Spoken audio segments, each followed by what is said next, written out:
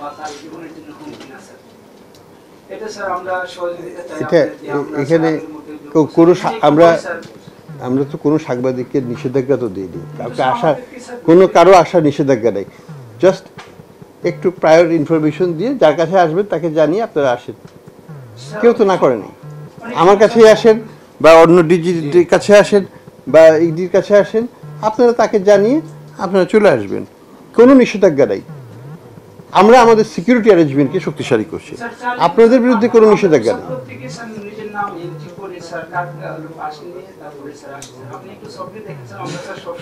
আমরা সবসময় বলি, এবং এখনও আমি আপনাদের মাধ্যমে এবং আমাদের ডাইরেক্টর মানে আমাদের যে ডেপুটি গভর্নররা আছেন, ইডিরা আছেন, তাদেরকে বলবো যে আপনারা যখন মনে করেন আপনাদেরকে অবশ্যই কথা বলবেন, আপনাদের সাথে যোগাযোগ রাখবেন আগের মতোই, কিন্তু সিকিউরিটি প্রোটোকল সেটার সাথে এটা কোনো সম্পর্ক নাই। এটা আমাকেও মানতে হবে, আপনাদেরও মানতে হবে, সবাইকে মানতে হবে। বাংলাদেশের ব্যাংকের সিকিউরিটি সিচুয়েশন সত্যিকার অর্থে প্রোটোকলটা ভালো না, এটা অন্য কোথাও এইভাবে হয় না। প্রোটোকলটা একটু মানতে হবে। এখানে কোনো বিধিনিষেধ কারো উপরই নাই, কোনো প্রতিষ্ঠানের উপরই নাই এবং থাকবে না, এটা আমি বিশ্বাসও করি না। কাজেই ওটা নিয়ে আপনারা চিন্তা করবেন না। আপনারা যার কাছে আসবেন তাকে তো জানাতে হবে, তো আমি আসতেছি, আপনার কাছে আমি আসবো, আপনারা আসেন। আর এই বিষয়ে আমরা সময়ক্ষেপণ না করে অন্য বিষয়ে যাই।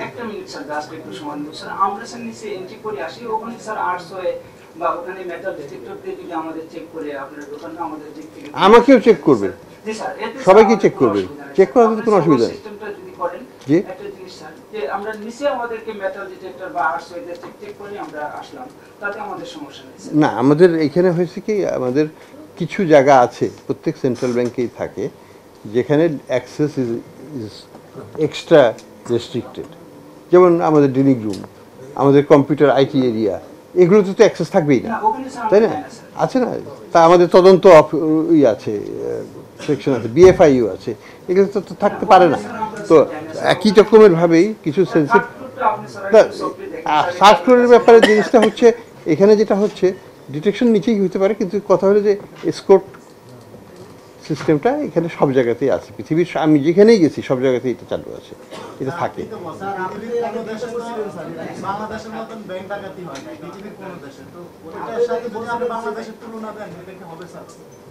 তো ভালো জিনিসও করবো না, খারাপটা কি করবো?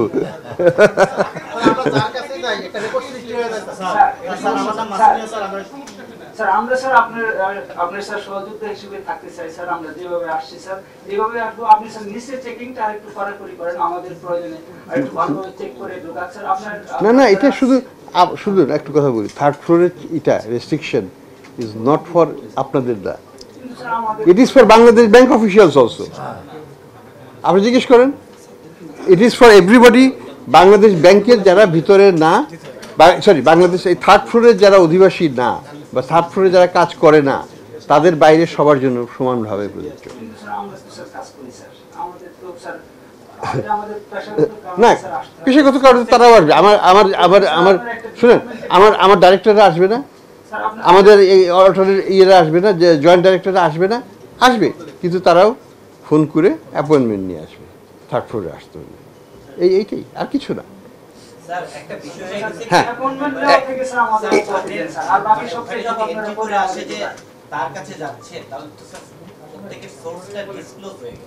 করুক।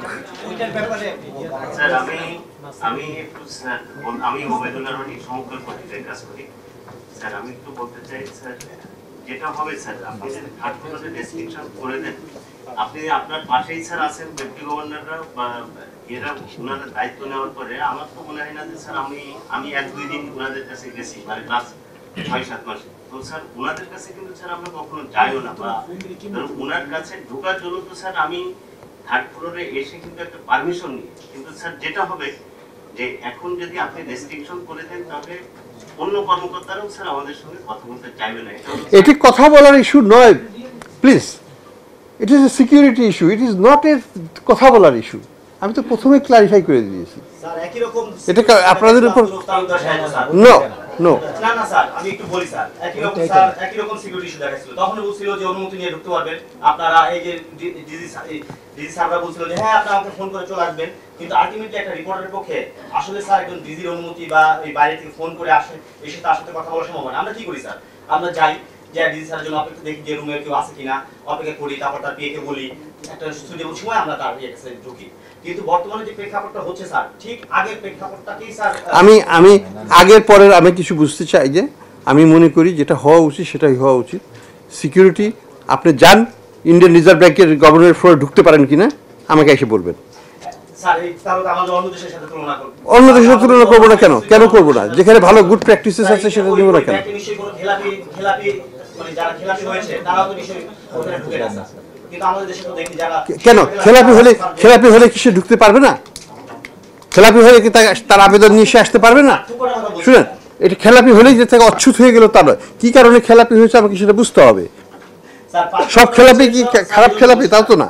খেলাপি হলেই আলটিমেটলি স্যার আমরা যেটা বুঝতেছি স্যার, আপনার সাথে আমাদের এই কথাটা হওয়ার কথা না স্যার। আলটিমেটলি আমরা যেটা বুঝতেছি যে আপনার আশেপাশে মানে আমাদের সাথে একটা দূরত্ব তৈরি করা, কোনো দূরত্ব এটা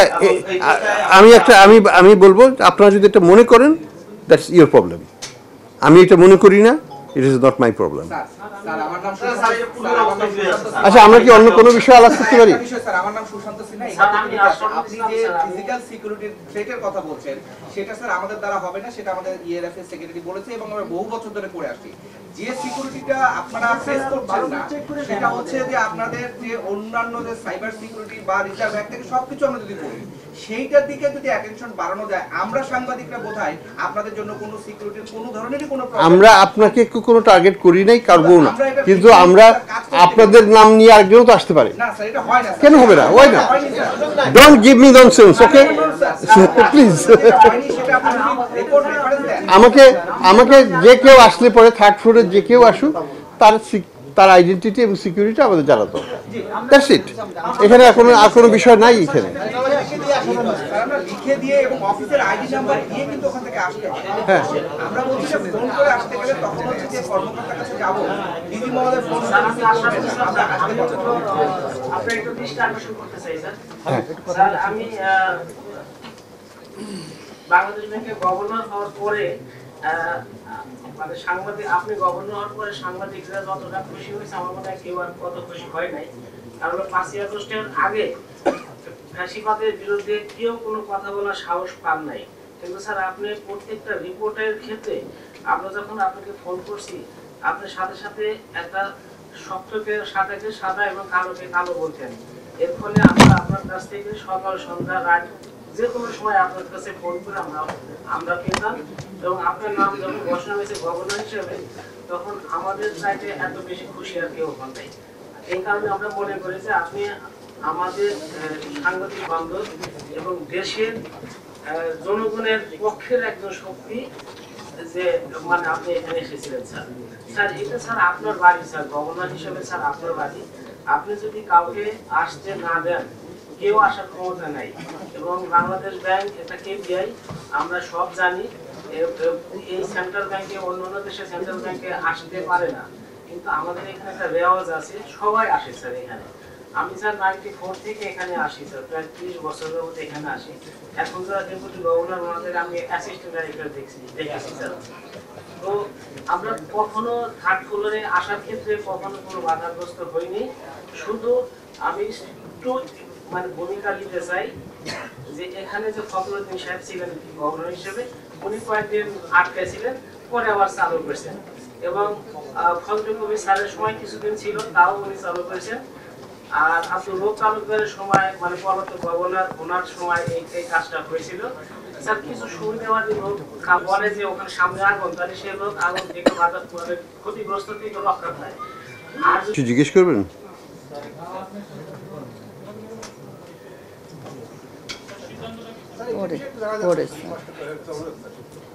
সিদ্ধান্ত তো এটা আমার বিষয় নয়, এটা তো সিকিউরিটি ইস্যু, এটা আমি এই বিষয়ে করব না। আমি এমন কিছু করব না যেটা আমাদের সিকিউরিটি রিকমেন্ডেশনের বিরুদ্ধে যায়। একটা কিছু হলে পরে তখন সেই দায়ভারটা কে নিবে? এটা সাংবাদিকতার ইস্যু নয়। কাজে আমি আপনাদেরকে সনির্বন্ধ অনুরোধ করছি, অন্য কিছু আলাপ করলে করেন, আর 10 মিনিট আমি আছি, আমি তারপর চলে যাব।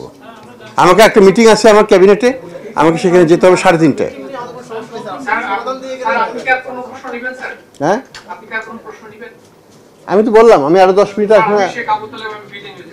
আমাদের তো ব্যাংকের চলাফেরা তো দীর্ঘদিনের। সর্বশেষ যখন 6 তারিখে আমরা যখন বৈঠকটা করেছিলাম, আপনাদের তো এর আগেও তো আমাদের ঢুকতে দেয়নি গভর্নর বিল্ডিং এ। 6 তারিখের পরে যখন আমরা বসলাম, 6 আগস্ট যখন আমরা বসলাম, তৎকালীন ডিজি সাহেবরা বললেন যে এটা তুলে দাও। আচ্ছা, তাহলে এটা আপাতত আমরা শেষ করে দিই অনুষ্ঠান, কারণ এটা সমাধান আমার কাছে দেওয়া সম্ভব না। আমি এই দায়ভার নিব না, যেটা আমার সিকিউরিটি প্রোটোকলের এগেনস্টে।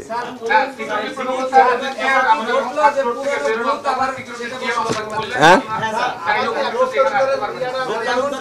It is nothing to do with roof Talukdar. আমার সাথে আমি এই তুলনাতে যাব না, আমি এই বিষয়ে আনবো না, এটা উনার সাথে কোনো সম্পর্ক নাই।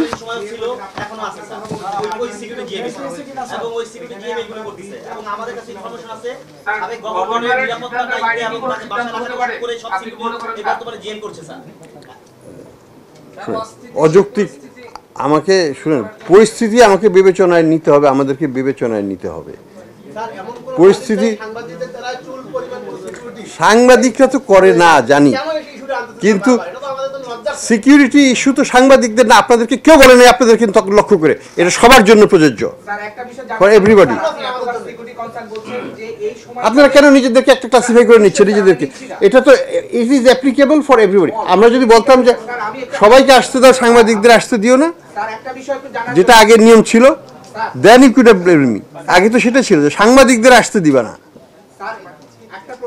আমি তো সেটা বলি নাই।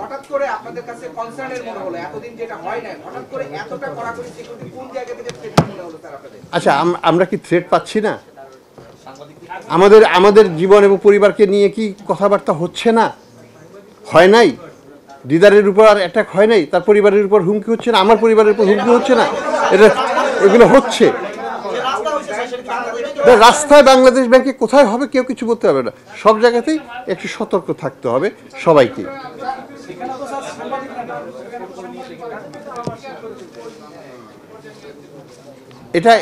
এটা স্বাভাবিক সময় নাই, এবং স্বাভাবিক সময়েও কিন্তু এগুলো থাকে, স্বাভাবিক সময়েও সব দেশে এটা আছে। কাজেই আমরা এটা করতে যাচ্ছি, এটা আরও অনেক আগে থেকে এটা করা উচিত ছিল এইভাবেই, কিন্তু আমরা সেটা করা হয়নি কোনো কারণে। হ্যাঁ, ঠিক আছে, তালুকদার সাহেব করেছেন, আমি আসেন মনসুর সাহেব করলেন, ঠিক আছে, আপনারা সেভাবে লিখতে চান লেখেন। তা আমি মনে করি না যে এটা আপনাদের উদ্দেশ্যে করা হয়েছে, এটা করা হয়েছে সাধারণ নিরাপত্তাকে বর্ধিত করার জন্য। সাংবাদিকদের কেউ বাধ্য করে নাই, বাধা দেয় নাই।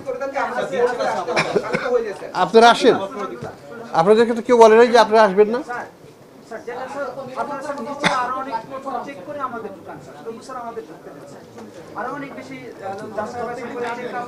আমরা যেখানে 3rd ফ্লোরের ব্যাপারে আমরা বিধিনিষেধ আরোপ করছি আমাদের নিজেদের স্টাফের উপর।